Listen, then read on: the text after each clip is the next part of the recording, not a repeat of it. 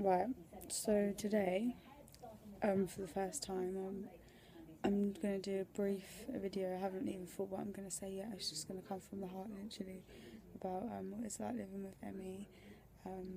Quite a big deal for me because I've had it for nearly 8 years. I'm 20. I've had it severely since I was 13. After getting glandular fever when I was 11. And what they think happened is the glandular fever virus never left my body, and over them couple of years has, ate away at my immune system, ate away at my nervous system, and basically every system in my body, which I think is very similar to other people as well.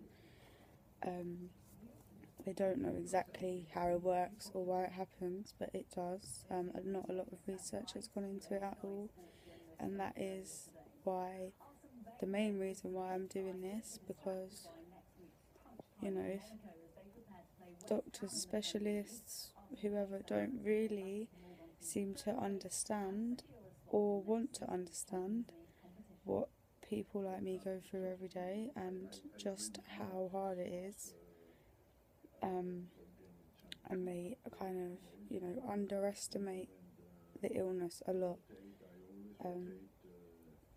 So yeah, normally if I was to do a video or a picture or anything, I would put loads of makeup on, foundation, well not loads, but put foundation on to hide my black eyes, which I have from the ME not being well, and just put a bit of mascara on, boom, look healthy, brush my hair. But today I haven't done that because my first video, I want people to see this is me, this is what I look like when I'm ill, basically. If I was healthy, I wouldn't look like this. I would look how I look when I put makeup on, when I just cover up the black eyes and just put a little bit of mascara on. That's how I would look if I was healthy, but I'm not. So I've decided to do something I've never done, and to do a video that I have no makeup on and I haven't brushed my hair and I'm in my PJs. So yeah, people that have never heard of ME, when they hear of the symptoms, especially in my experience when I've tried to tell my friends, they just don't get it. They just don't understand, and that's not their fault at all. It's not their fault, because if you try and put yourself in a position where you have never had it and never experienced it, and someone said it to you, you wouldn't be able to understand. You can't understand something that you've never felt. But the medical people should understand, because they seem to understand all these other illnesses that they can't put themselves in that person's shoes that is suffering, but somehow they manage to, and they've done research and they put out these studies explaining exactly what these people are going through, and them people get the recognition they deserve for living with that illness and coping with it. And we don't. I've been called lazy, I've been called a bum because I don't work, which, by the way, I would love to work. Just even by my own family, before I got diagnosed with ME, before we knew what was wrong with me, which this is when I was first got ill, because I couldn't go to school. I just physically could not get out of bed to go to school for a year and a half. So yeah, that was very hard. I'll talk about that more another day. But just generally living with something that affects you and makes you so ill and brings you down so much. Just something as little as people understanding, maybe not understanding how you're feeling or what you're going through, because I suppose they can't, but just at least understanding that what you are saying is wrong with you is true. That's such a little thing, but it's such a big thing to so many people suffering. And a lot of people suffering do have family and friends that are supportive and get, help them. But then a lot of people are completely on their own. Their family of people I've spoke to, their family have disowned them and just literally thinks that they're attention seeking, or they're just bums basically, and take the piss out of them, out of their family, because with money, need financial help because they can't work, and not everyone is lucky enough to get benefits, DLA or PIP. A lot of people with this illness actually gets rejected, so it's very hard.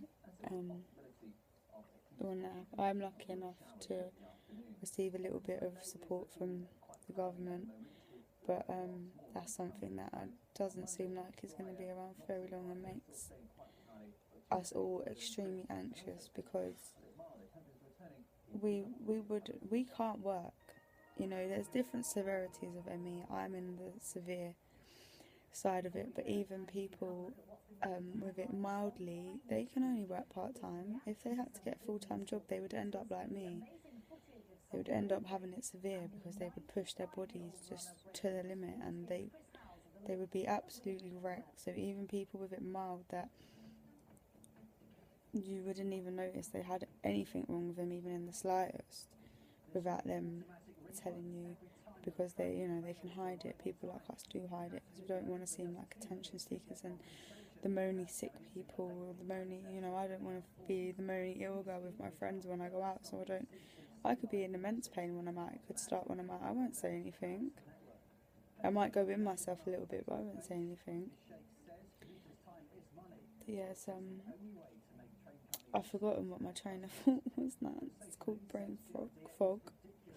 That's one of the symptoms. If you have ever heard of that, that's what it is. Your brain just goes blank.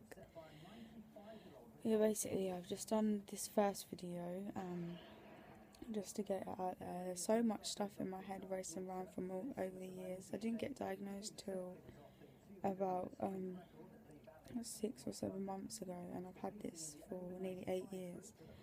So I've got so many questions and what ifs and should haves and stuff like that. So I think it will help others, and it will really, really help me if I start putting it out there to people. I'm part of a group on Facebook called The Lighter Side of ME, which is amazing.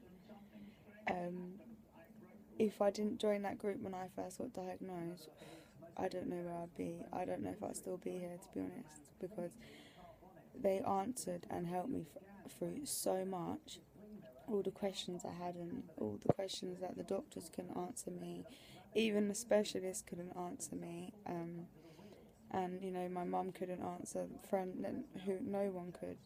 The questions I had and still have can really, at the moment, only be answered by other people with ME. So let's just say thank God for social media when it comes to people being ill with things like this. Otherwise, I think a lot of us wouldn't be here, because it's a very lonely place when no one in your life knows how you feel, physically and mentally. The mental side is obviously being stuck in a room, a lot of the time a dark room, sensitivity to light and noise. You can't have the telly on, you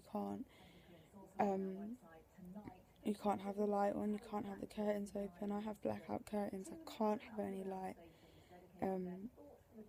a lot of days, or at least until I'm ready to open the curtains. Otherwise it really hurts. It's another thing that you can't really explain to someone that's never experienced it. I suppose with the light, the only way you can explain it is, imagine if you've been in a dark room all day, and then you open the door and it's a summer's day, and that kind of feeling that hurts your eyes, and it's kind of like that, but all day with any light, and 100 times worse.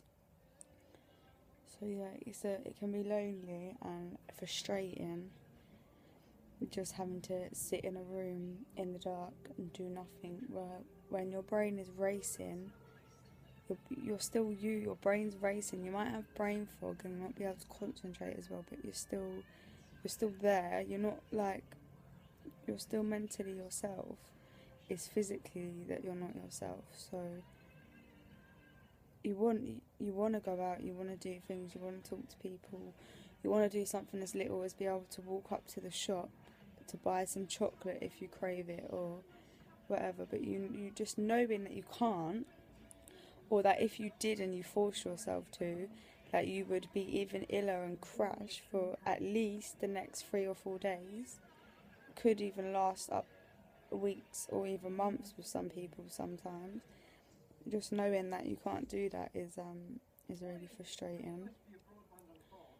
So yeah, I think I've got to the point now where I'm grieving myself, as everyone that is ill with anything knows. You do grieve yourself. It's like you've lost yourself. But I'm kind of getting to the point where I want to be able to accept it, even though that's very hard. Accept it that this could be the rest of my life, and rather than being angry and upset and just fighting it, I think for me personally it's time to just accept it and go with it and just try and do little things to make the quality of my life a bit better, and to help other people to their quality of life to be a bit better. So if I find something that helps me, then I can put it out there on social media and people can try it and it might help them as well. So we all help each other, and I know that's what everyone else is doing as well. We're a community. We're like a big family. We all know how each other feels. We might not have ever met each other, and we probably never will, because we probably will never get out to meet each other. But it is that feeling of being a big family that understand each other. So yeah, just from now on, I'm going to be doing these videos. I'm going to be talking a lot about everything, and about what it was like for me to get ME when I was a teenager in school, and all the pressures, and how it's affected friendships and relationships, and the relationship with my mum, and my mental health, things that I found make me iller, things that I found help, ideas that I've had about just ideas and comments and thoughts, which will hopefully end up getting out there. So yeah, thank you for watching.